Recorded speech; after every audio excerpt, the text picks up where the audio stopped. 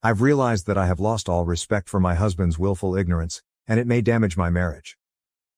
I, 33, and my husband, 37, were having a discussion about politics and we got onto the topic of our daughter, 7, which led to me expressing my fears about her rights and bodily autonomy. For context, my husband votes Republican and I have always considered myself independent but recently have been shifting very far away from my younger, carefree attitude toward politics. I love him very much and I know for a fact that he loves me, but I have started finding his opinions naive and lacking depth. He is a very good man though and has in the past changed his mind on several things when confronted with them. Further context, my cousin lives in a strict anti-abortion state and almost died a few years ago when the doctors waited until she was actively dying of sepsis before they decided it was okay to remove the dead baby from her body even though it had been dead for weeks beforehand. So needless to say I had a wake-up call and sharpened up my principles until they are very shiny and pointy. Last night when we were talking about abortion rights being healthcare, I lost my composure out of sheer terror about the possibility of a similar disaster with my cousin happening to our daughter and how I struggle to understand how he doesn't see the problem with his party and that in fact I think he is being willfully ignorant to the danger I and my daughter face in favor of his idea about making economics work for our family. I also said that if our daughter dies due to something preventable, like the ability to get a timely and much needed abortion, or gets shot to death in school, that I would let my own mother rot in a nursing home. She votes R2. And I'd never be able to look him in the face again, which would basically be me disappearing and divorcing him. I was crying and upset and explaining how scared I was, and he asked me in a very hurt manner if I'd actually abandon him like that. I am truthful to a fault and said that I would, perhaps out of a sense of illogical grief and betrayal, because I'd know my concerns were not taken seriously and that they had abandoned common sense and did nothing to attempt preventing a very real consequence of voting away mine and my daughter's right to health care. I equated it to a slow-motion car wreck with our daughter in mortal danger and him just watching it happen because it doesn't involve his own body. I know he needs to hear it. But I think I was too raw and open about it to steer the conversation in a healthy way, and I have a very blunt manner. I apologized this morning for saying that I'd leave him, even though I knew I would, and he tentatively accepted it. And I said we'd talk about things later when I can articulate things in a healthier way. But I'm at a loss as to how to make it known how deadly serious this is to me and not make him feel like I'd abandon our marriage over just any sensitive topic. I do not need people telling me to leave him. I don't think I know how to make it any more digestible and be clear without going nuclear over something that has not happened, as our daughter is too young to suffer that yet. The rub is that I am the person who is changing the dynamic of our relationship, and I'm beginning to understand how politics breaks up families. Relevant comments. Comment 1. Ask him to name scenarios that he would accept the premature death of his daughter. Ask him to name what life-saving healthcare he would be willing to deny for his daughter based on principles. If he can't name any, ask him why is abortion different. Use your cousin's story as a hypothetical for your daughter, but be as graphic with it as you can be. But in all honesty, if you must labor so much to convince him to care about yours and your daughter's health and well-being, then this should also serve as a wake-up call to you. And if I were you, I'd take back your apology. You meant what you said and only apologized to comfort him. I say let him be uncomfortable. Why are you so concerned with the bluntness of your words and not concerned about how quick he is to dismiss you? Comment 2. I'm the daughter of a Republican dad and liberal mom. I'm honestly not sure why they are still together, and think it is because they are older and retired. Luckily I live in a liberal state that doesn't take away human rights, so I think it allows my mom not to think about it as much. It's been since Trump that I've really seen the division between them. I don't really have any advice to give you, but the perspective from a daughter in a similar type of situation. I love my dad, but I don't have a lot of respect for him because I don't think he actually understands what's going on. It hurts as a daughter to know my dad votes for a party that is actively doing bad to a lot of human rights mainly because he believes in the economics of Republicans. I also hate having to be around my parents in the evening, especially if they are watching the news. My mom definitely holds frustration for my dad and takes it out by saying mean things to him. And I feel like my dad doesn't take it seriously, because I don't think he actually understands how scary this is for certain people. I wish my parents would do therapy together, and honestly you guys should probably do therapy together if you actually want to make your marriage work without resentment growing. Comment 3. The worst part is all these men talk about the economics of being a Republican, when all the data shows time and time again that those economics are absolutely horrible for 99.9% of us. They literally will cause harm to their families and others because they believe lies and don't want to hear otherwise. Comment 4. I understand why you don't want advice to leave him, but you may have to accept that as your reality simply because your morals, values, and ethics are no longer compatible. But of course, do everything you can to try to reach him. Obviously, Deep down, you know him and know he has the potential. I went through this with my own husband years ago. And I wasn't nice about it. It was pretty much a deal breaker for me then, and now, and he was too busy being smugly libertarian on every other issue, so I had nothing to lose.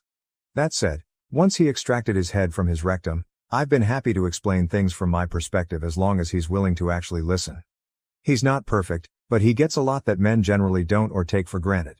I do know that one of my big points was that his views meant I couldn't trust him. Women's reproductive rights sure don't affect men directly, but by not caring about the issue because they care about the women in their life, they are sending a clear message that women are interchangeable appliances. He either cares about the things that are important to you or he doesn't actually care about you. He can't claim to love and respect you and want a future with you if he's voting against your basic interests. That is hurtful for you, but you are allowing him to center his feelings hurt because you threatened to divorce him someday. He's hurting you now, but he wants to focus on his potential future pain that would be a direct consequence of his behavior now. Let that sink in. He is telling you exactly where you stand with him in multiple ways. Further, he's deluded if he thinks voting for Trump Republicans is going to actually be good for his finances. Maybe in the short term. The reality is that any gains he makes will be offset by the tax overhaul and tariff system. If your wealth is dependent on your income in any significant way, Trump winning would put your income at risk as women are forced out of the workplace and into a housewife role. If your income depends on either of you working overtime, Trump is giving employers a way to deny overtime premiums through creative scheduling. A lot of tax deductions and credits that primarily benefit low and middle class families are being eliminated while those that benefit the wealthiest are left intact or strengthened. We've already had a preview of his roided out trickle-down economy from his first term. Your husband is being incredibly short-sighted. Comment 5. I'm not sure what you are trying to achieve with this post. You say you don't need people telling you to leave him. However, the harsh reality is, in this situation, that is your present and your future, as long as you stick with Republican men. He is not a very good man when he puts your daughter's and every other woman's life at risk by voting for people who want nothing but destruction and power. That doesn't change, no matter how much you gaslight yourself that you can somehow fix him, or see reason. Sorry to be so blunt about it. Comment 6. This. If a man is a Republican, if he plans on voting for the GOP candidate, even if Trump keels over tomorrow and is replaced by someone who's less openly insane, if he is willfully ignorant, he is not a good man. Full stop. He can help old ladies cross the street and volunteer at a soup kitchen as a hobby, but he's still not a good man because he does not actually care about women. OP, you think you can fix your partner? You cannot. Nobody can fix another person. You can't be the person who is changing the dynamic of the relationship when you're not the bad actor. You should not have to explain why rolling back women's rights is fucked up to get someone to see that. He already knows and does not care. Update. We had a serious discussion. I went into more detail about my concerns and fears and it was intense. I was much better at presenting the case.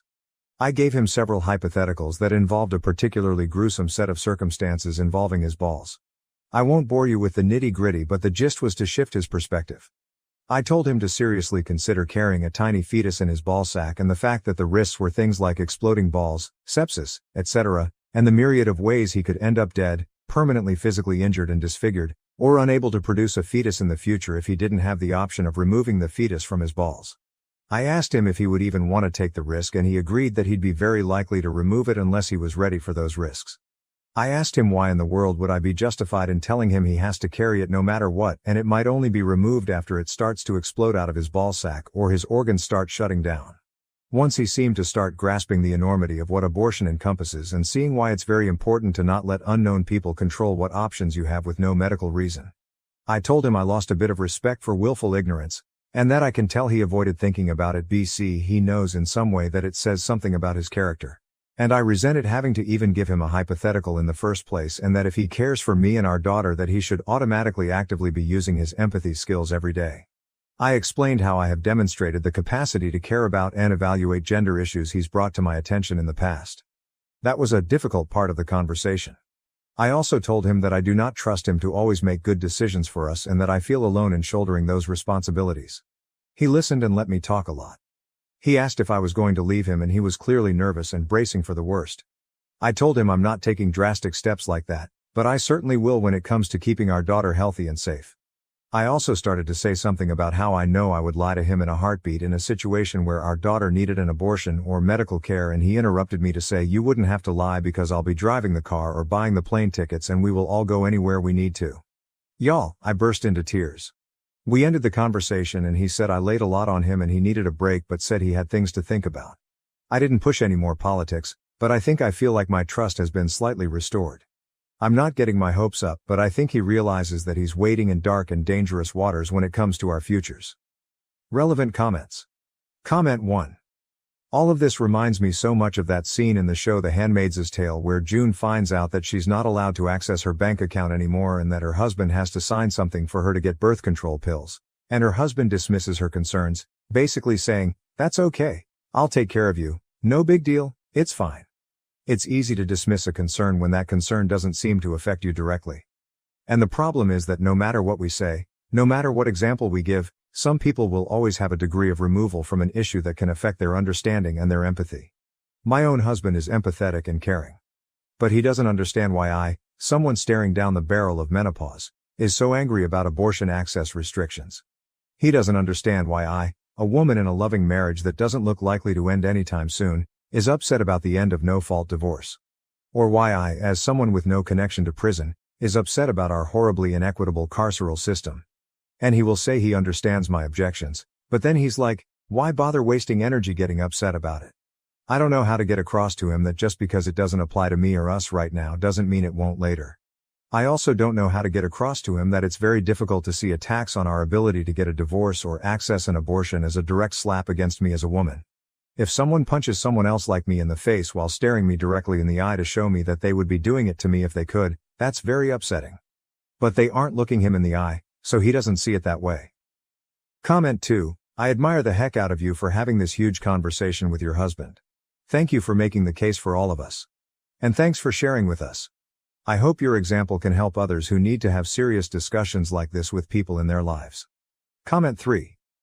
I'm glad you have this talk and that he is starting to reconsider his decisions. But I hope you are very clear with him that this isn't about him setting aside his views for the special case of you and his daughter. Other women are entitled to the same respect and autonomy that he wants for his daughter. If his position is that he will pack the bags and buy the tickets for y'all, but he will nonetheless continue to vote for all other women to be oppressed, he's not a good man. OP. We talked about the women getting turned away from emergency rooms across the country because they were having pregnancy complications for babies they likely wanted to keep, and it was like I could see a gear start cranking in his head. Total silence, like he'd never considered that a lot of women who seek emergency abortions actually wanted their babies. Comment 4. My husband and I had this discussion before our first was born. This was before Roe v. Wade was overturned, but the writing was on the wall that it might go.